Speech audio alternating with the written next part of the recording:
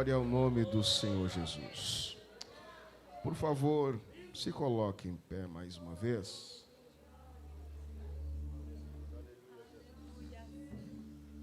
E abra a tua Bíblia no livro do profeta Jeremias. Livro do profeta Jeremias, capítulo de número 1. Livro do profeta Jeremias, capítulo de número 1. E nós leremos duas porções deste capítulo.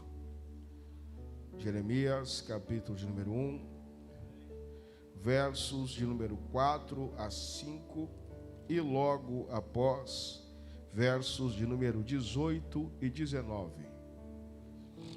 Jeremias, capítulo de número 1, versos 4 a 5, e logo após, versos 18 e 19. Quem achou, diga amém. Diz assim a palavra de Deus: Assim veio a mim a palavra do Senhor, dizendo: Antes que eu te formasse no ventre da tua mãe, eu te conheci. E antes que saísse da madre, te santifiquei, e às nações te dei por profeta. Versos 18 e 19. Versos 18 e 19. Porque eis que eu te ponho hoje por cidade forte, e por coluna de ferro, e por muros de bronze, contra toda a terra, e contra os reis de Judá, e contra os seus príncipes, e contra os seus sacerdotes, e contra o povo da terra. E pelejarão contra ti, mas não prevalecerão contra ti, porque eu sou contigo, diz o Senhor, para te livrar. Amém. Meus irmãos, eu quero nesta noite vos pregar uma mensagem subordinada ao tema: é hora de profetizar. É hora de profetizar. Repita comigo: 1, 2, 3. É hora de profetizar. Mais uma vez. É hora de profetizar. Terceira e última vez. É hora de profetizar. Agora vire para quem está à sua direita, à sua esquerda, e diga para ele: profetiza em nome de Jesus. E tome o teu assento, adorando a Cristo nosso Senhor. Eu quero também aqui mandar minha saudação para os irmãos que estão nos assistindo pelas mídias sociais. Que Deus abençoe as nossas vidas em nome de Jesus. Meus amados irmãos, tenho por certo que grande maioria deste público conhece esta passagem bíblica e, de uma certa maneira, eu sempre falo isso e gosto de repetir, esse tipo de palavra, esse tipo de ensino, de revelação, ele se torna algo especial na nossa vida, porque ele não passa a ser somente uma citação bíblica, mas também passa a ser um textuário do nosso ministério, da nossa caminhada, e também algo que vem fortificar a nossa fé.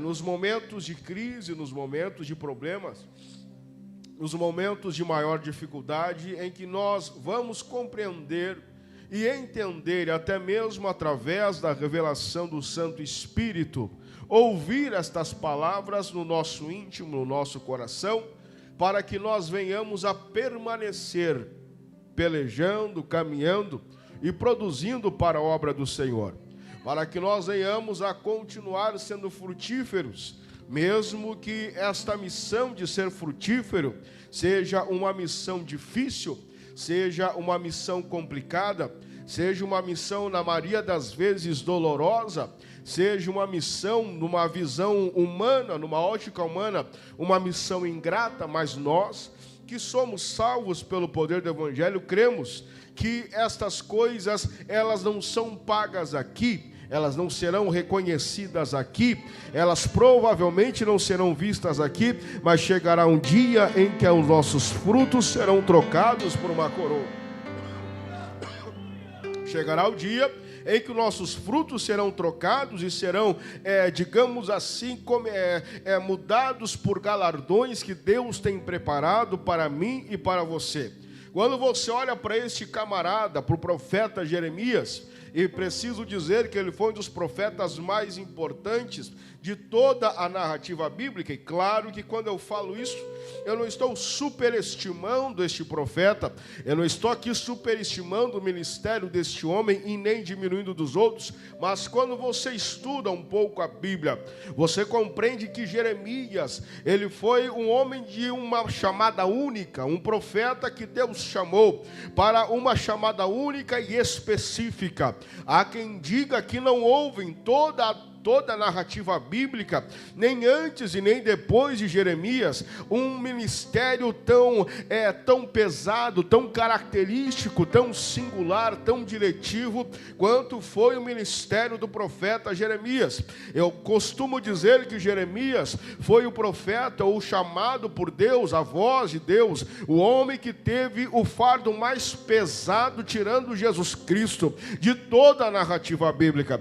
Jeremias foi o homem considerado por muitos o profeta das lágrimas. Por quê? Porque a sua vida, porque o seu ministério, porque a sua chamada se resumia basicamente a ser uma chamada de tristeza, de dor, de esperança, obviamente, profecias de esperança, de alento, de reconstrução, profecias que falavam do reinado do Messias, mas no contexto em que Jeremias começa o seu ministério, é um contexto de agruras, é um contexto espinhoso, é um contexto áspero que Deus chama esse homem para profetizar, que Deus chama esse homem para ser a sua voz em meio a uma situação complicada, em meio a uma situação adversa. E eu preciso aqui ressaltar para você que o ministério profético do Antigo Testamento, que hoje no Novo Testamento está sobre os ministros da casa do Senhor, está sobre os pregadores do Evangelho, é um ministério que é pesado, é um ministério que é complicado, é um ministério que não é belo, que não é doce, que não é afável, não. Irmão, ser profeta de Deus não é algo fácil, ser profeta de Deus não é algo lindo, ser profeta de Deus não é algo afável, macio, não. Camarada, para ser profeta de verdade, tem que ter couro grosso, certeza da chamada, tem que ter a sua mente blindada pelo Evangelho, tem que ter o seu coração completamente ligado aos céus, tem que ter a sua mente completamente blindada pelo poder do Espírito Santo, porque senão o cara para, senão o cara desanima, senão o cara dá para trás, senão o cara não quer mais cumprir o seu ministério nessa terra. Mas eu preciso lhes afirmar também, meus queridos, que apesar de um ministério profético ser um ministério pesado, complicado, ser um ministério que o fardo é muito pesado, machuca, de vez em quando a cruz pesa, mas é também um ministério, os homens e as mulheres que Deus escolhe para revelar a sua glória e para revelar a sua graça. Quem é profeta de verdade nem sempre ouve palmas, quem é profeta de verdade nem sempre ouve assobios, quem é profeta de verdade nem sempre é valorizado, mas quem é profeta de verdade sempre tem intimidade com o céu, quem é profeta de verdade sempre tem intimidade com Deus, quem é profeta de verdade sempre ouve a voz de Deus, sempre tem a aprovação de Deus na sua vida. Pode não ser aprovado aqui, mas é aprovado lá. Pode não ser aqui alçado, mas é alçado lá. Pode não ser conhecido aqui, mas é conhecido lá. Pode até mesmo não ter muitos amigos aqui, mas tem o Santo dos Santos como seu amigo pessoal. Porém, meus amados irmãos, nós precisamos, no período em que nós vivemos, nós precisamos, no período em que nós estamos vivendo, caminhando, trilhando, eu e você, trazermos à tona a verdadeira profecia, o verdadeiro chamado profético, a verdadeira chamada que Deus tem. E eu preciso, aleluia, tenho certeza em dizer que Deus tem chamado muitos pregadores, muitas pregadoras, muitos aqueles homens e mulheres de Deus, que Deus escolheu para ser a sua boca nessa terra, que Deus escolheu para ser a sua trombeta nessa terra, que Deus escolheu para ser um agente de transformação. É isso que o profeta é, um agente de transformação, um agente de inconformidade, um agente que nunca está feliz com o domínio da carnalidade, com o domínio do pecado, com o domínio das coisas erradas, com o domínio daquilo que é antibíblico, com o domínio de tudo aquilo que é de anticristo,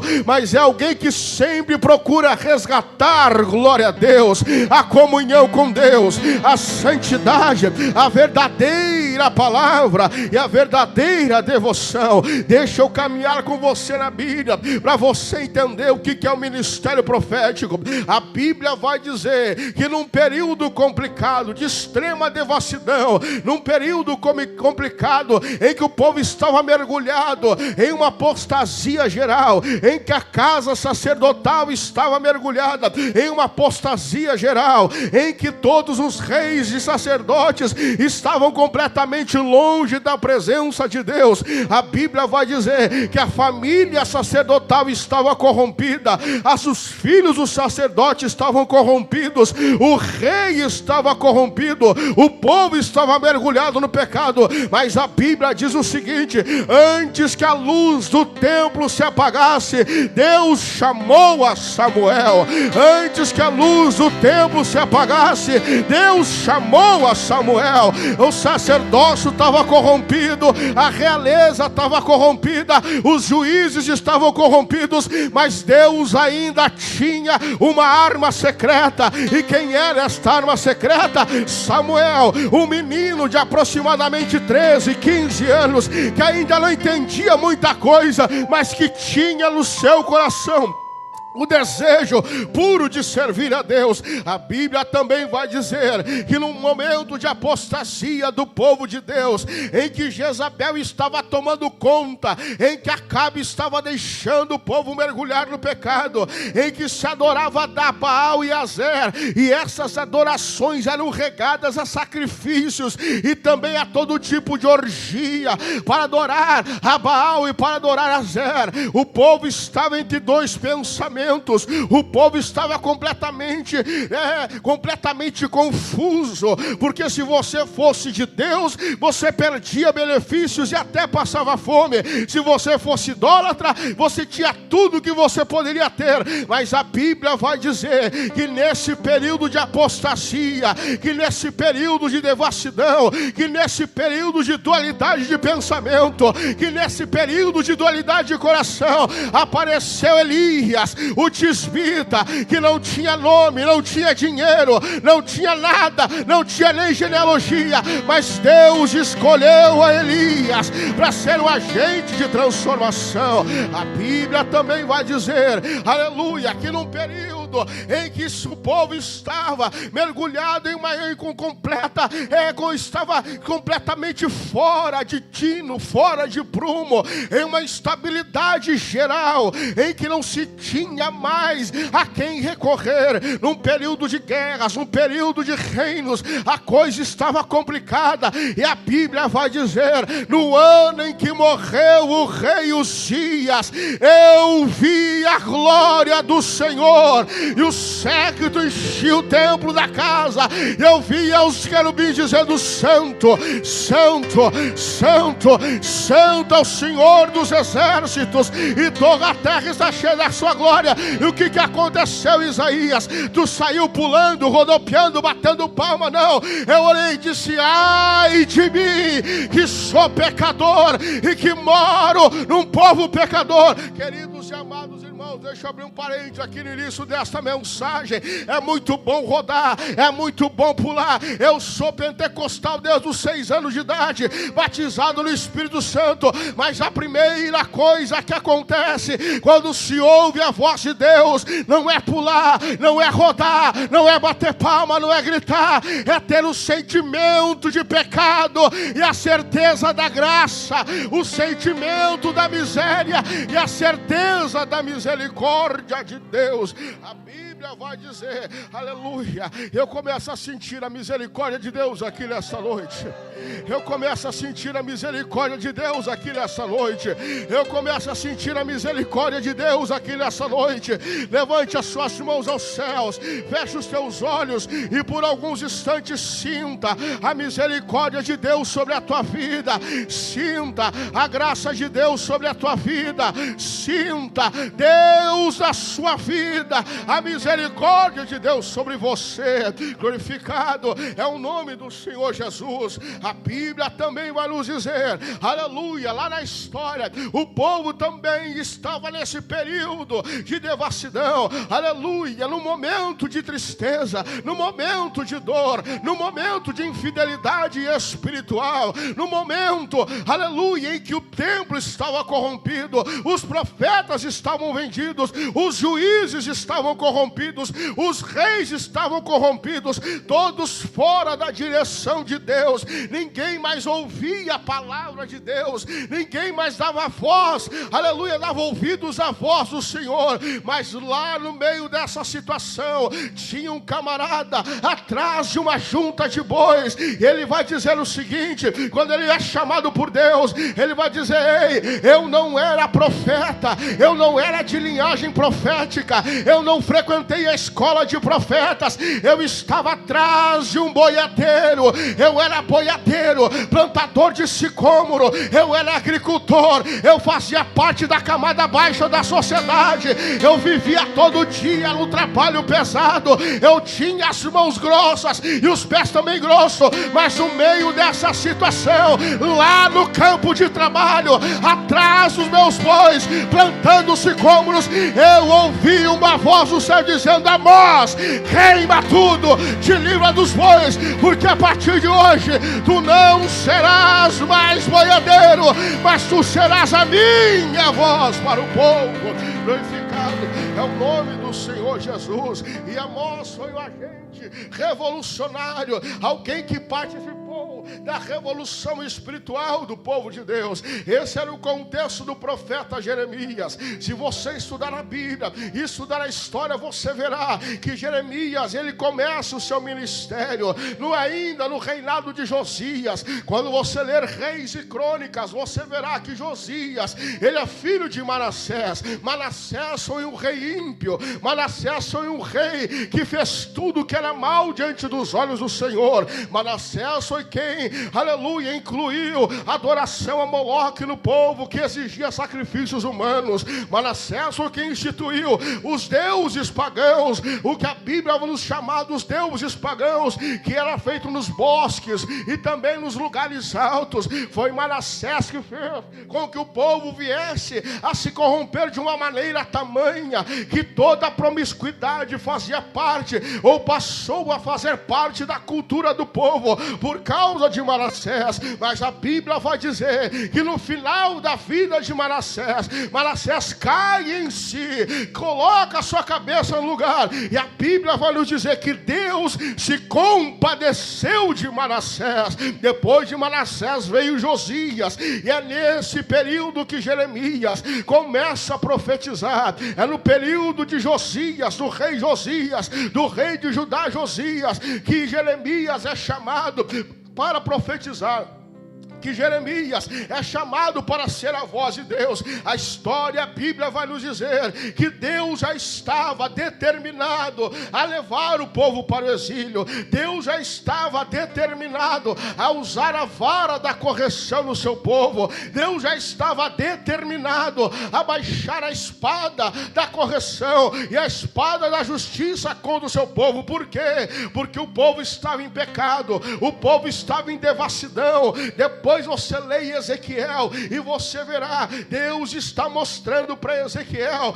tendo uma visão de dentro do templo, dentro da casa do Senhor, e mesmo no lugar de adoração, na casa de Deus, onde Deus se manifestava, onde estava o símbolo máximo da sua glória, no meio dos seres humanos, que era a Arca da Aliança. A Bíblia vai dizer que os sacerdotes adoravam a Deus em um período do dia, e no outro período período iam para as recâmaras do templo do Senhor e começavam a adorar a outros deuses, a promiscuidade, a viver na promiscuidade, a mergulhar na depravação, e começavam a adorar o Deus Sol, o Deus Lua, tudo isso dentro do templo. O que quer dizer com isso, irmão Eliezer? Deixa eu abrir outro parente aqui nesta noite, que não adianta você estar no templo, não adianta você viver no templo, não adianta você participar das coisas do templo, não adianta você andar, você ter livre acesso ao templo, se você nunca tiver encontro com o Deus do templo. Tão importante quanto o templo é o Deus do templo. Sirva ao templo, viva no templo, trabalhe no templo, mas nunca esqueça de ter comunhão com o Deus do templo. O problema é que nós estamos vivendo um período, momentos, e temos pessoas no nosso convívio que são até frutíferas, que vivem no templo, vivem do templo, que estão dentro do templo, que progridem no templo, que trabalham no templo, mas nunca tiveram um encontro com Deus do templo.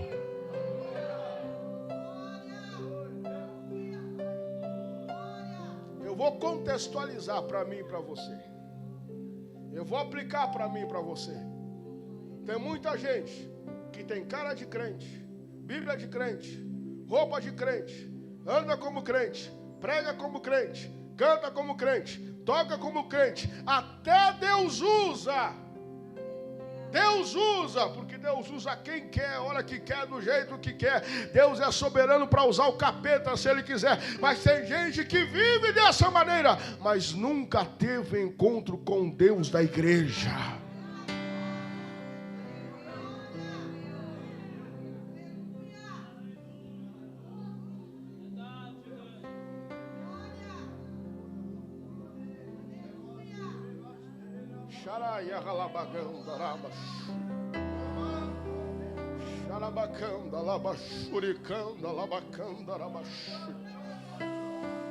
Sabe o que Deus está te dizendo nessa noite? A partir de hoje tu vai ter um encontro com o dono da igreja, com o Deus do templo.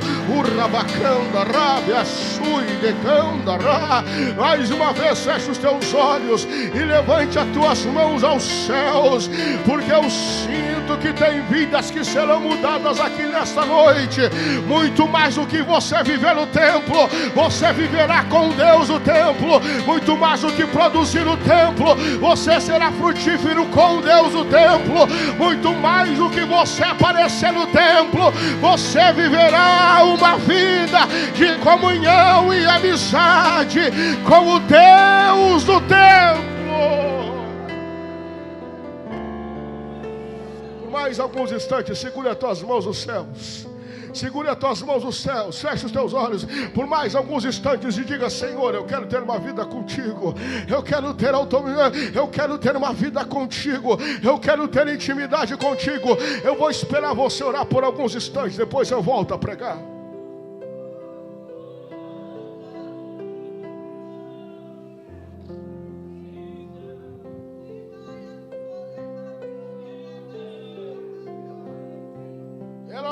De quem amai a su de me arranda lá e axé doricando lou e me anda lá e a sui de la bacanda rabe a suri e a canda de lá e que lá sui de maia rou de que abiacando e a su de la abiacando lou de que amanda rabe a sui de a conde reai amando e a sérvia de andou de que amai a sui de canda rabe.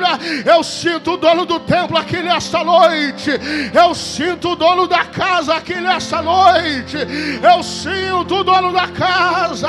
Quem vive no templo está fadado a fracasso, mas quem vive com Deus no templo está sempre de vitória em vitória. Quem vive só no templo está sempre no raso, mas quem está com Deus no templo mergulha, mergulha, mergulha, mergulha, mergulha, mergulha com Deus no templo.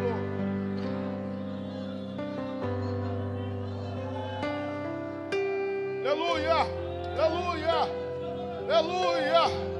Aleluia, aleluia, aleluia, aleluia. Não se escandalize comigo. Eu estou seguindo a orientação do Espírito Santo. Pegue essa mão abençoada, coloque no ombro da pessoa que está do seu lado e diga para ele: a partir de hoje tu viverás com Deus do templo. É o Deus do templo, é o Deus do templo. O Deus do templo sustenta, o Deus do templo segura, o Deus do templo enriquece, o Deus do templo enobrece, o Deus do templo salva, o Deus do templo transforma, o Deus do templo santifica, o Deus do templo justifica, o Deus do templo levanta, o Deus do templo cura, o Deus do templo. Glória ao nome do Senhor Jesus.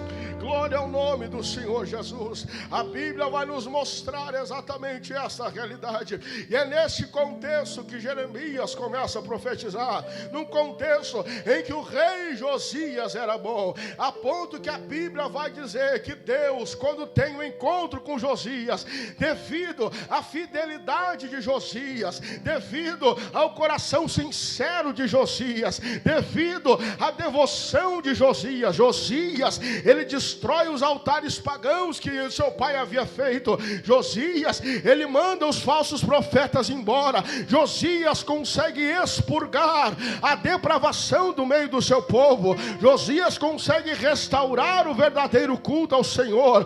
Porém, meus amados irmãos, apesar desta realidade, aleluia, desta revolução, dessa transformação que Josias estava fazendo, Deus vai dizer para Josias: por causa do seu sincero coração, Josias, por causa de ti, por causa da tua vida, por causa do teu coração, eu retardarei o meu juízo, eu retardarei a minha vara da correção, eu retardarei a minha face justa por causa de ti.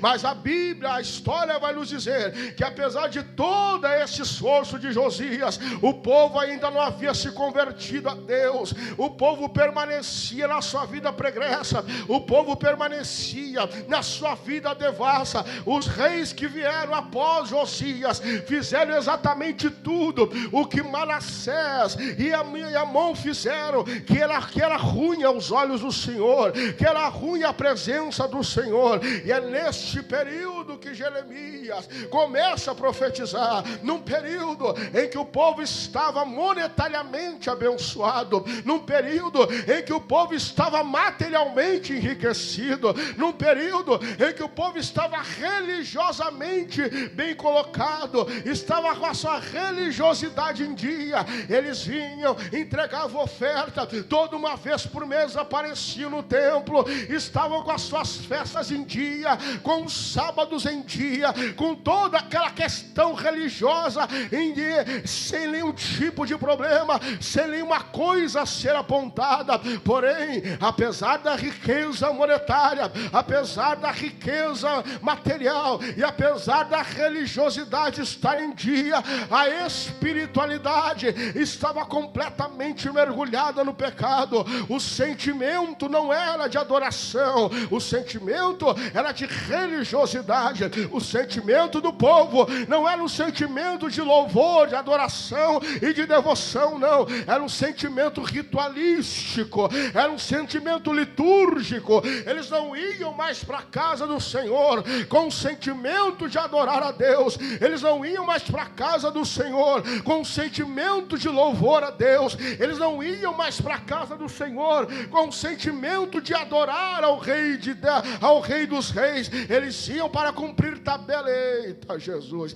Eles iam para cumprir tabela, eles iam para cumprir escala, eles iam para não ser chamado a atenção, eles iam simplesmente para não perder os seus status. Tem um dos profetas, se eu não me engano foi Malaquias, que depois, aleluia, depois de que o povo, depois do exílio, logo depois, a Bíblia vai dizer, Malaquias dizendo, se eu não me engano o profeta vai dizer: eu não consigo ouvir a adoração de vocês, porque com a boca vocês me adoram, mas o coração está longe de mim. Joel foi um profeta pré-exílico,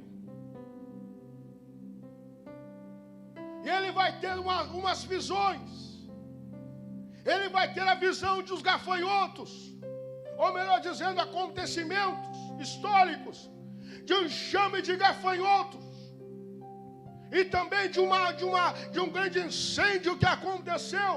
E Joel vai dizer o seguinte: vocês não estão notando que é Deus que está nos chamando a atenção? Que a terra está estéril, que a semente morre debaixo da terra, e aquilo que ficou cortou o migrador, o que deixou o migrador cortou o destruidor, e assim por diante. Joel, ele poderia estar falando isso para que a economia do país viesse a se resolver novamente, mas ele diz o seguinte: vocês não estão notando que o culto ao Senhor está sendo atrapalhado?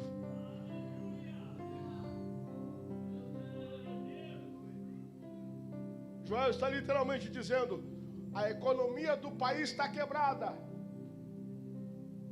Vai ter gente passando fome. Mas o maior problema não é a falta de dinheiro.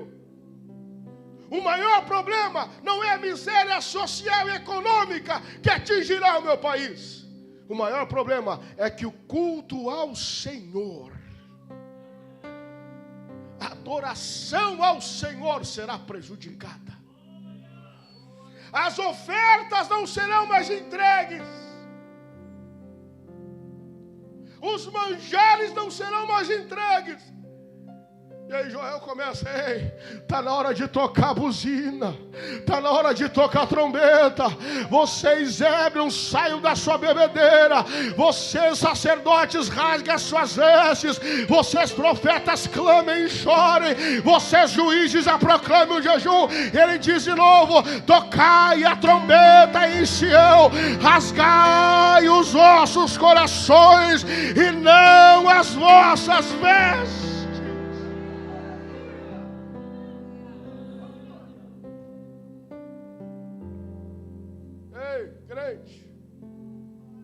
Pentecostal que nem eu, está mais do que na hora de nós recomeçarmos ou reaprendermos a rasgar os nossos corações.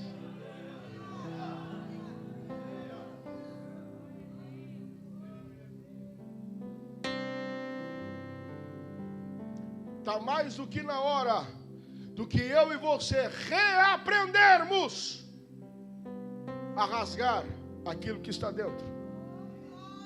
Porque, irmão, rasgar o que está fora é fácil.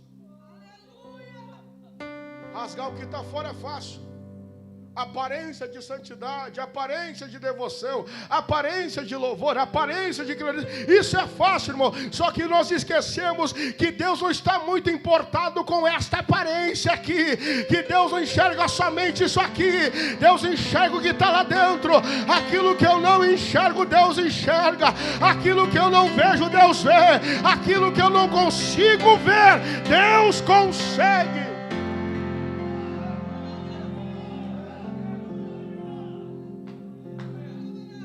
Preciso pregar aquilo que Deus está me mandando pregar.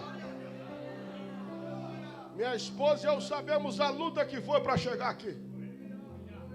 Ei, crente, está na hora de você aprender a rasgar o seu coração. Malaquias 3, Deus vai dizer o seguinte: eu sou o mesmo. Deus literalmente está dizendo: eu sou o mesmo Deus do passado.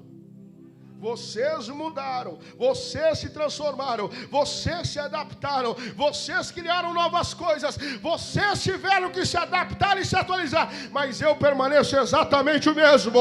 Eu não mudei 1 milímetro sequer, eu não mudei 1 centímetro sequer.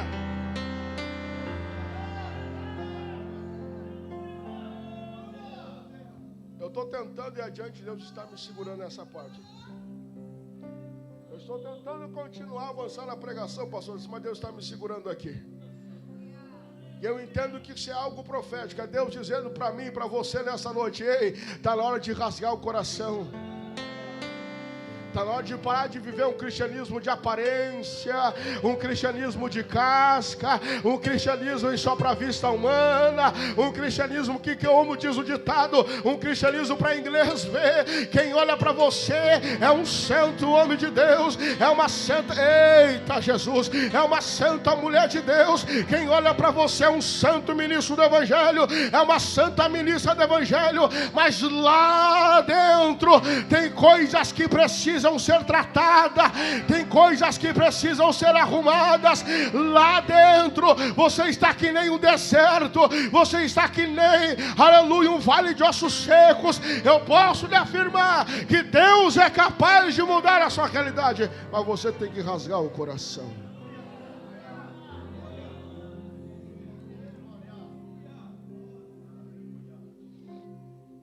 Antes de ir fogo para o altar de Elias teve que arrumar o altar. E a Bíblia, eu gosto muito dos detalhes bíblicos, que a Bíblia vai dizer o seguinte: Elias arrumou um altar que já existia.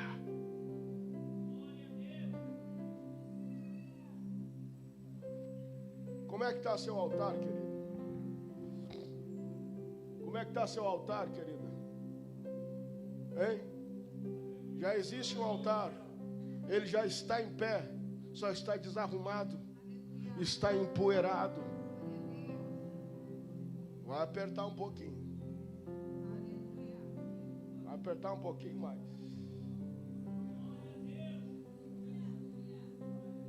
Já existe um altar, mas está com fogo estranho.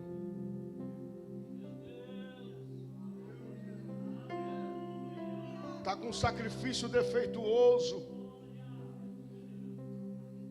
O seu sacrifício é de Caim, não de Abel. Já existe um altar, você já sabe como é que as coisas funcionam, mas as pedras estão deslocadas, a estrutura do seu altar está desfeito.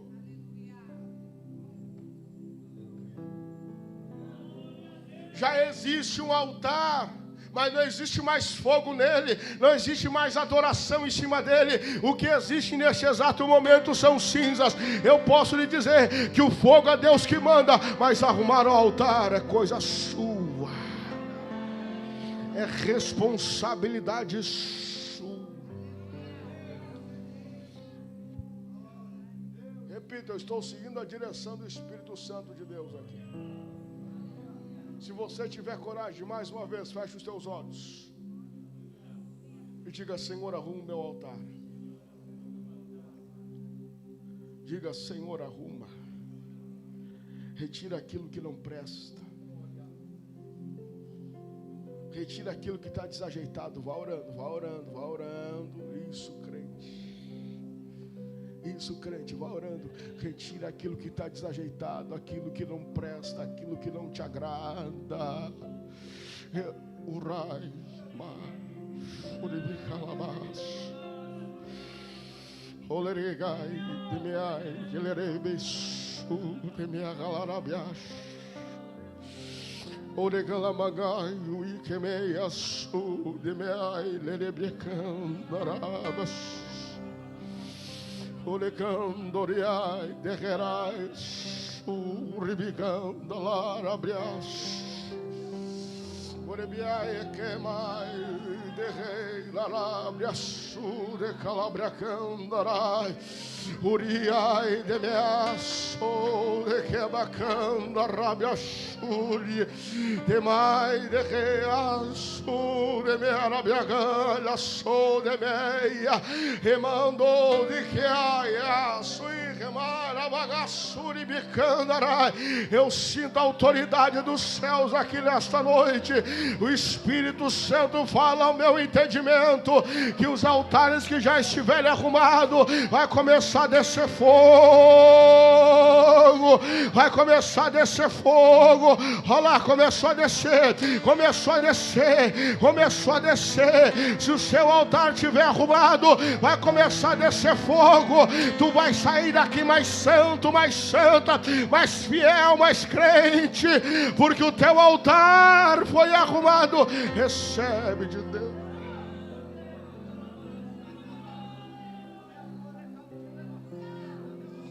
Eu sinto a autoridade de Deus aqui nessa noite. Eu sinto a autoridade de Deus aqui nessa noite. Eu sinto a autoridade de Deus aqui nessa noite. Pastor Darcy, Deus está retirando algumas coisas aqui. Deus está removendo algumas coisas aqui. Eu não conheço essa igreja, é a primeira vez que eu venho aqui, mas eu sinto que a autoridade de Deus está cavocando e tirando coisas que estavam atrapalhando de Deus fazer coisas maiores, da obra expandir. Você vai ser cheio, com o altar arrumado.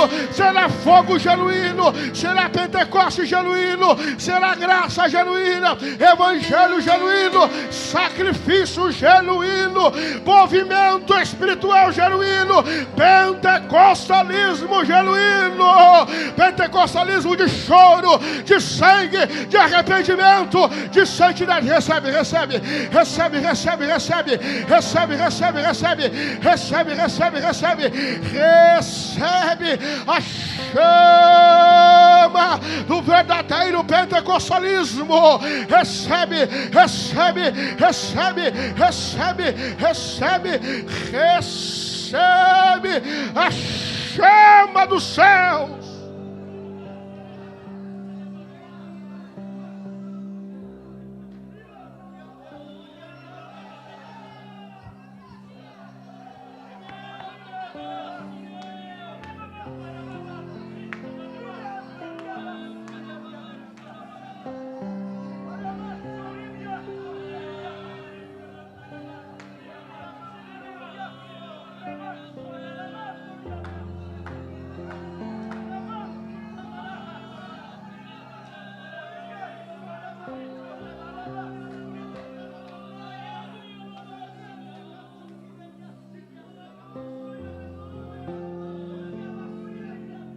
Elias arruma o altar, glória a Deus.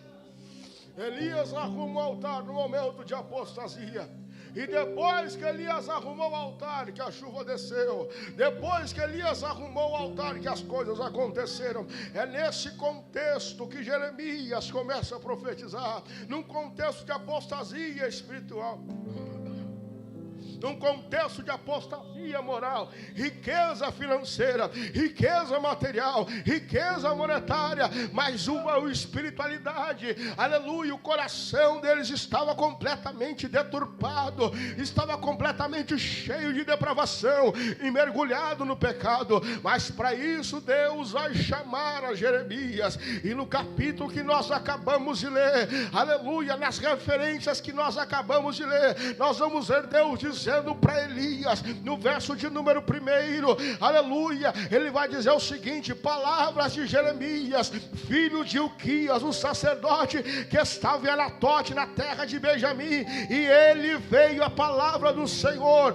nos dias de Josias, filho de Amon, rei de Judá, no 13º ano do seu reinado. Ele veio também nos dias de Joaquim, filho de Josias, rei de Judá, até o fim do ano 10º, Zedequias, filho de Josias, rei de Judá, até que Jerusalém foi levada cativo no 5º mês. Assim veio a palavra do Senhor, dizendo: a primeira coisa, ou a primeira característica do verdadeiro profeta é que ele não profetiza coisas da sua mente,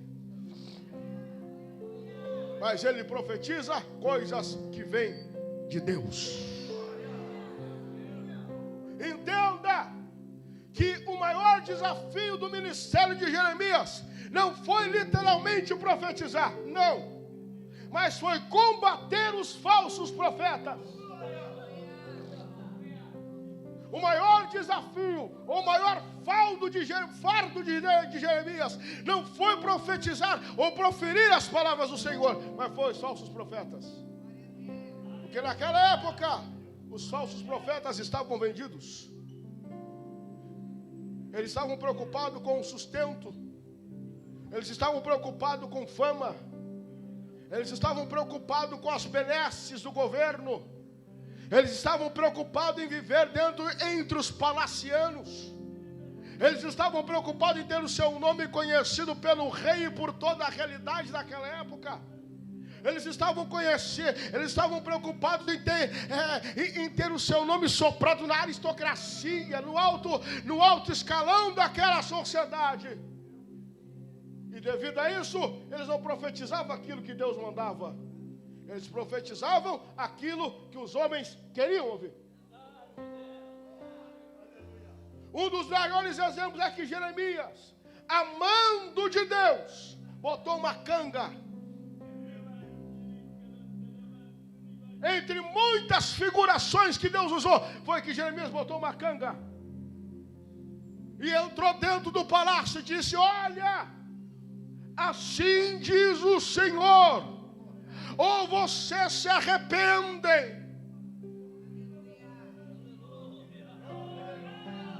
ou vocês se arrependem dos pecados e voltam a servir a Deus, ou Deus colocará uma canga.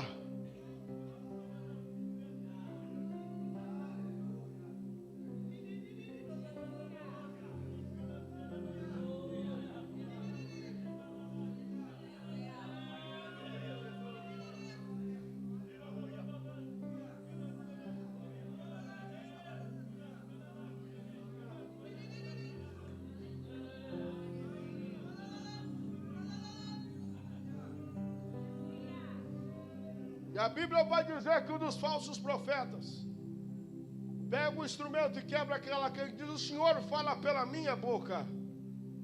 Isto não acontecerá, porque anos de prosperidade Deus trará para o seu povo.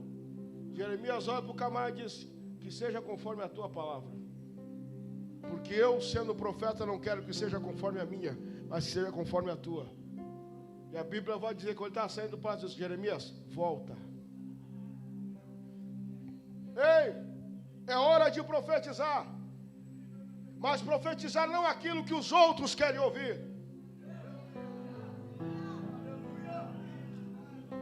Profetizar não é aquilo que os homens querem ouvir. É hora de profetizar, mas não de profetizar aquilo que você quer profetizar. É hora de profetizar a palavra de Deus. É hora de profetizar a palavra do Evangelho. É hora de pregar o verdadeiro Evangelho, o verdadeiro e genuíno Evangelho. Irmão, não existe nada contra você ser famoso. Jesus era famoso, os discípulos eram famosos, está tudo certo. Não existe nada contra você querer ter o seu ministério soprado. Mas, querido e amado irmão, que você seja um profeta que profetiza a palavra, a Bíblia, que prega o Evangelho.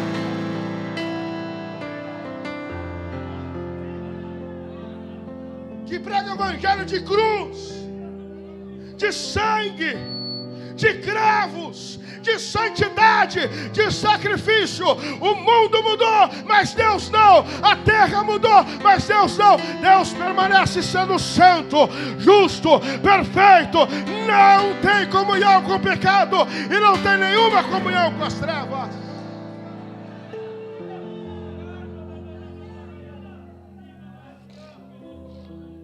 Eu sou assembleiano. Missão. E eu prego isso na minha igreja, pastor Darcy.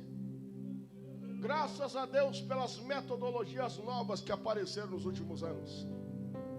Graças a Deus pela tecnologia que nos auxilia muito. Graças a Deus pelos talentos que Deus tem nos dado. Graças a Deus, porque hoje o nosso povo não é mais um Zé Povinho, não. Hoje nós já temos magistrados, doutores na nossa comunidade. Graças a Deus por isso. Graças a Deus, porque nenhum crente chegou aqui de carroça, de Fusca, de Chevette, de Brasília, de Belém. Não, todo mundo chegou aqui com um carro bom. Pode não ser uma McLaren, mas é um carro bom. Graças a Deus pelos nossos seminários, graças a Deus pelos nossos cursos. E por favor, eu não estou fazendo apologia à miséria, e nem muito menos a você permanecer na ignorância, não. Tenha terceiro grau, tenha diploma de faculdade, tenha diploma de teologia, tenha o melhor carro desta cidade, tenha a melhor casa desta cidade, que o seu comércio seja rico, engrandeça, cresça, que a sua empresa seja uma macroempresa. Mas não esqueça, meu querido amado irmão, que as táticas podem mudar, as metodologias podem ser até uma coisa mais atualizada, mas a receita para a glória de Deus permanece sendo a mesma. É jejum, oração e Bíblia. Bíblia, jejum e oração, consagração, oração e Bíblia, Bíblia e consagração.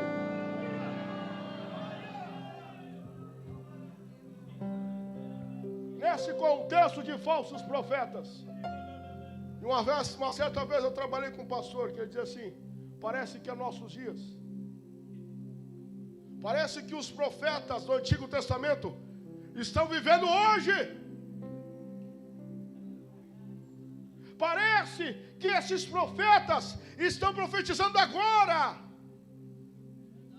que nós estamos vivendo uma gama de falsos pregadores, uma gama de falsas igrejas,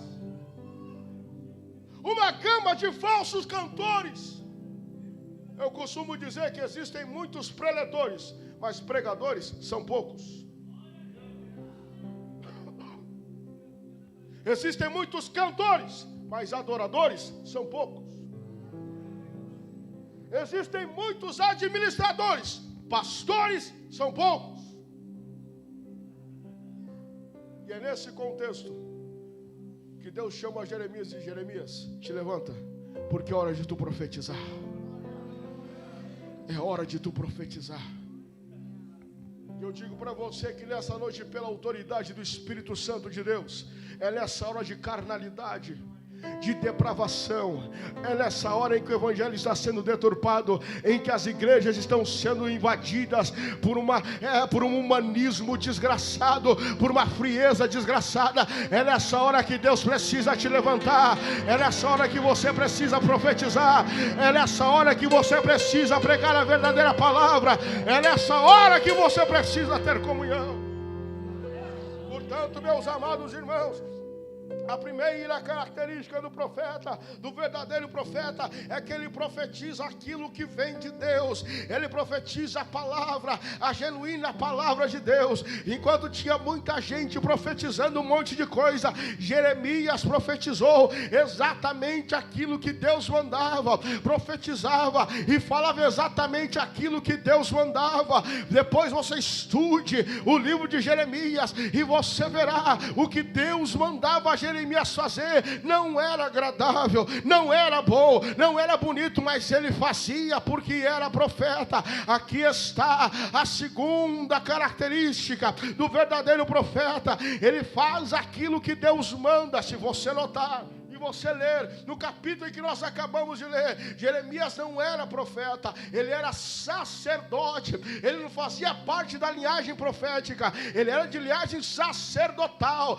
Ele morava no lugar de Benjamim, onde morava a tribo de Benjamim. O seu pai era sacerdote e ele foi criado para ser sacerdote. Ele foi ungido, ele foi ensinado para ser sacerdote, mas Deus chamou ele para ser profeta. Deus literalmente, a Bíblia não diz, a história também não, e eu não posso afirmar isso, mas eu imagino que Deus estava dizendo para Jeremias: sacerdote, eu já tenho muito e são poucos os fiéis. O que eu preciso agora é de uma voz profética. O que eu preciso agora é de alguém que prate. O que eu preciso agora é de alguém que fale. O que eu preciso agora é de alguém que faça exatamente o que Deus manda.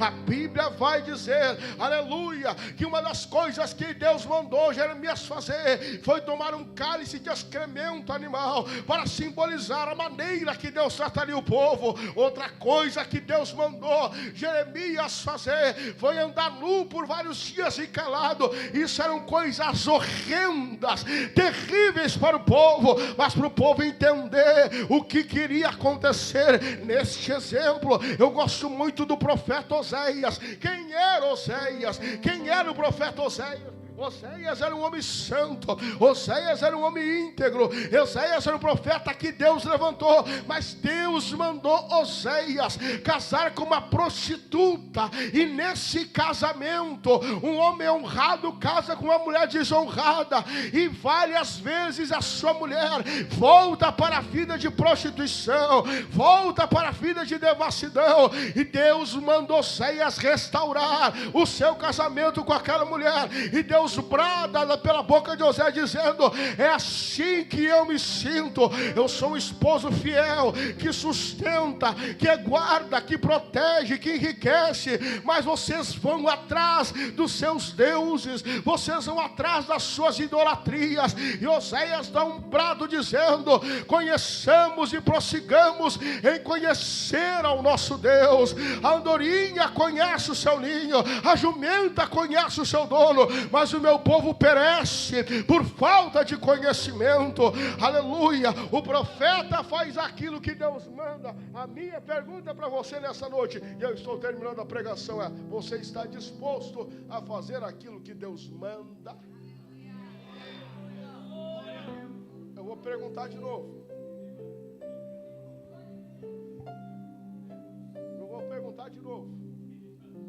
Você está disposto a fazer aquilo que Deus manda?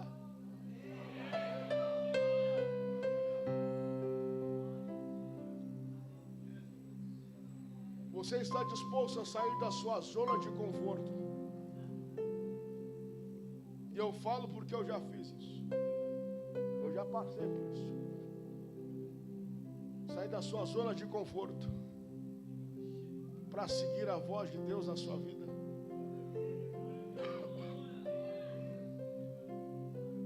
Diferente do que esses evangelhos água com açúcar pregam, em que você é filho e o pai não deixa o filho passar necessidade.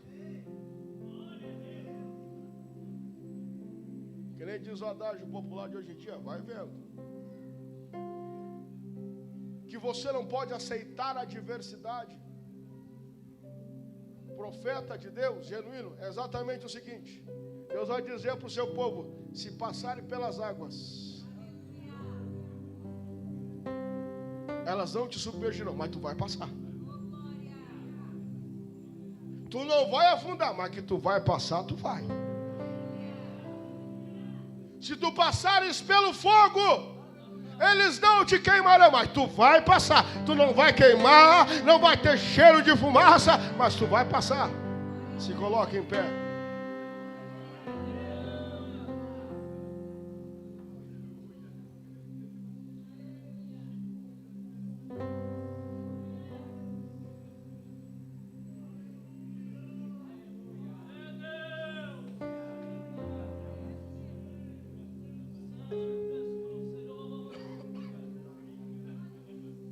É por isso que Deus não trabalha com covarde. É por isso que Deus não gosta de covarde. Porque se fosse o Eliezer da vida, quando visse a fornalha aquecida 7 vezes, ia pensar. Mas os 3 escolhidos, ungidos e chamados por Deus, olharam para o rei e disseram: pode ser que o nosso Deus nos salve, pode ser, mas que eu não me dobro, eu não me dobro. Se Deus quiser nos salvar da fornalha, Ele nos salvará, mas que eu não me dobro diante dessa imagem, eu não dobro, que eu não aceito esse paganismo, eu não aceito, que eu não aceito essa frieza, eu não aceito, eu morro queimado, mas eu não aceito.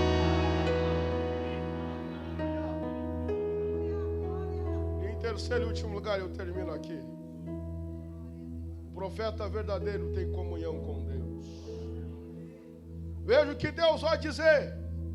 Porque eles que te põem hoje como cidade forte, coluna de ferro, por muro de bronze, contra toda a terra e contra todos os reis de Judá, e contra os seus príncipes, e contra os seus sacerdotes, e contra o povo da terra, e pelejarão contra ti.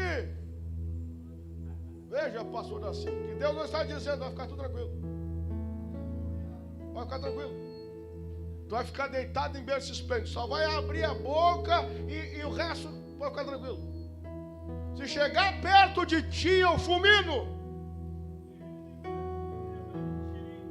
Pode ficar tranquilo, não vai ter. Não, vai dizer, vão lutar contra ti. Vão tentar te derrubar. Vão tentar acabar com a tua vida. Vão tentar acabar com a tua raça. Vão tentar silenciar a tua voz. Mas fica tranquilo, porque pelejarão contra ti e não prevalecerão, porque eu sou contigo, diz o Senhor.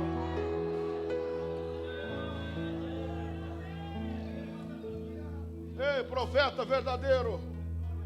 Ei, profeta genuíno, que está sofrendo, que é esquecido, que é atacado, que é alvejado. Eu sempre digo que o pior tiro ou o pior ataque que você recebe não é de Satanás e nem de quem está lá fora do inimigo, porque você já espera. O pior ataque é de dentro de casa.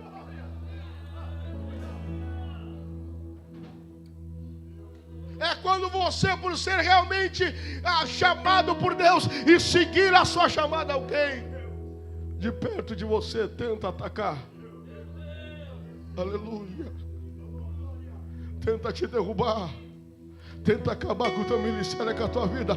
A palavra profética de Deus para ti nessa noite é: fica tranquilo, porque eles vão até pelejar contra ti, mas ninguém prevalecerá contra a tua chamada.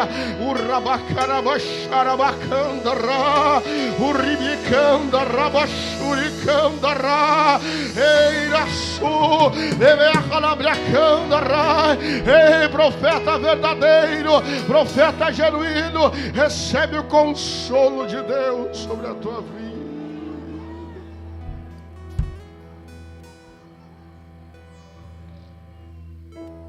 Vire para quem está à sua direita, à sua esquerda, pela última vez, diga: seja consolado por Deus. Diga: seja consolado por Deus. Seja consolado por Deus. Permaneça sendo fiel, permaneça sendo genuíno, permaneça cumprindo aquilo que Deus mandou tu cumprir, permaneça falando aquilo que Deus mandou você falar. Vão tentar te derrubar, vão tentar acabar com a tua vida, mas quando chegar o momento em que tu realmente estiver quase caindo, uma mão chamada graça te segurará, uma aura chamada misericórdia te cobrirá, e mesmo que as suas forças terminem, Deus vai dizer: os que confiam no Senhor correrão e não se cansarão, caminharão e não se fadigarão. Você que é profeta genuíno, que é crente genuíno, fique tranquilo, porque maior do que está com eles, maior do que o teu inimigo, é o Deus que te chamou, é o Deus que te ungiu, é o Deus que te separou.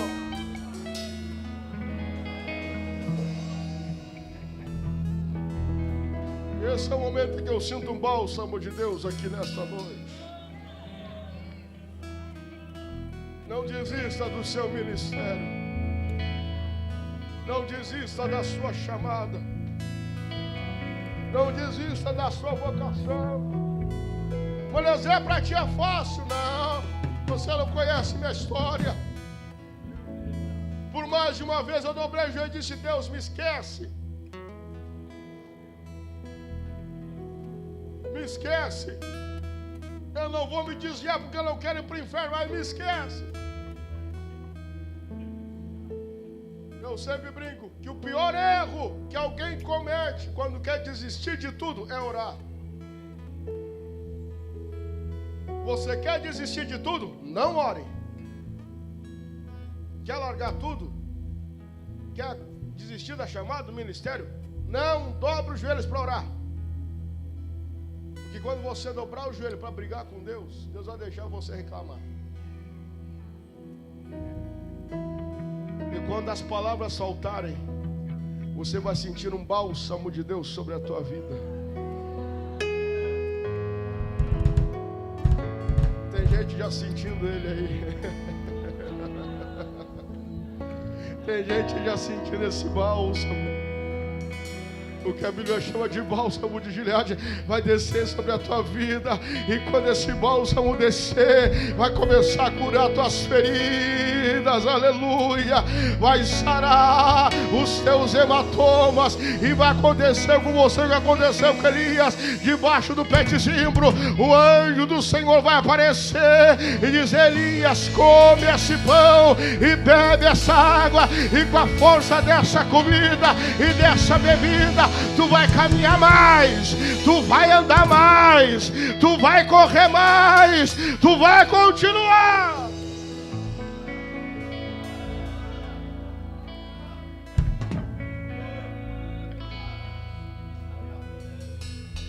Eu queria fazer um convite, mas o Espírito Santo de Deus está me direcionando a outro. Porque tem pessoas aqui, pastor Daci, profetas, obreiros e obreiras, pregadores e pregadoras, que o Senhor mostra ao meu coração, no meu entendimento, que hoje estavam pedindo para Deus trazer uma palavra dessa maneira.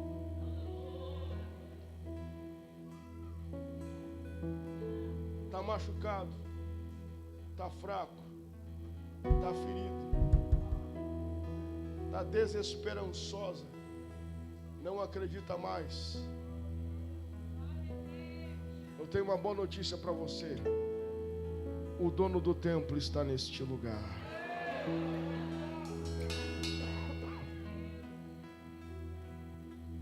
E Ele quer te fortalecer e curar as tuas feridas nesta noite. A você, profeta genuíno, eu vou fazer um outro convite para quem precisa se converter de novo. Mas agora para profeta genuíno, que já estava largando tudo, que disse: ainda hoje é a última vez, eu desisto. É para você que Deus me manda apontar o dedo e dizer: Ele vai te restaurar hoje. Para você, eu quero convidar você a passar aqui à frente.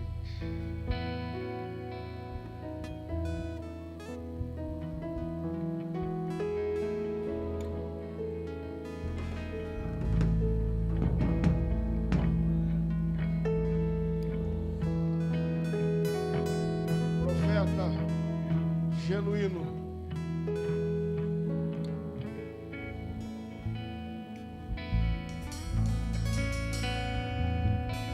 quem anda hoje falou para Deus: eu vou largar tudo. É para você. Venha mergulhar no bálsamo de Gileade.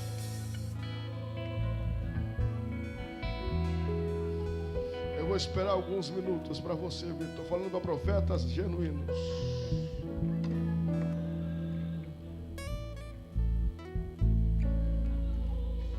Quem é profeta verdadeiro sabe o preço que se paga, a dor que se passa, o sofrimento. Porque geralmente a maioria vai com a onda e fica só o profeta genuíno remando contra a maré. Geralmente a onda é algo mais humanista, é mais pirotécnico, e está só o profeta dizendo: não, ainda tem que orar, tem que jejuar, tem que ler Bíblia, tem que ter vida no altar, tem que ter comunhão com Deus. É para você que Deus está dizendo: não desiste, eu vou te restaurar hoje. Ok.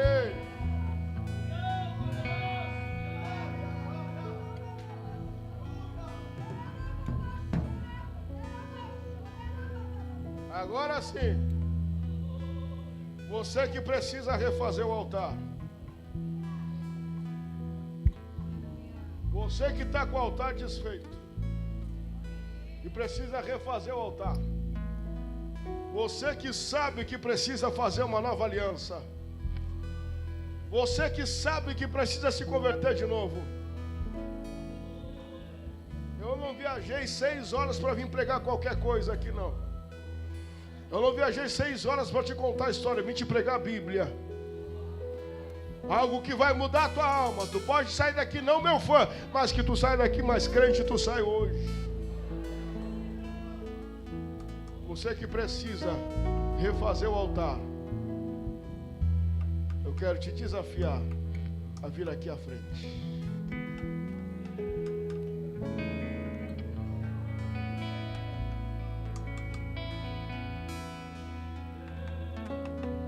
Vem, crente. O fogo já está raso, o azeite já está terminando, o vaso já está rachado, o odre já está velho.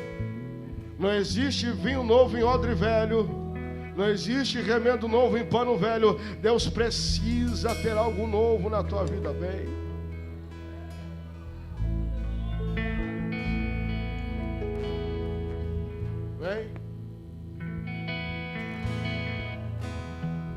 Precisa refazer sua aliança com Deus.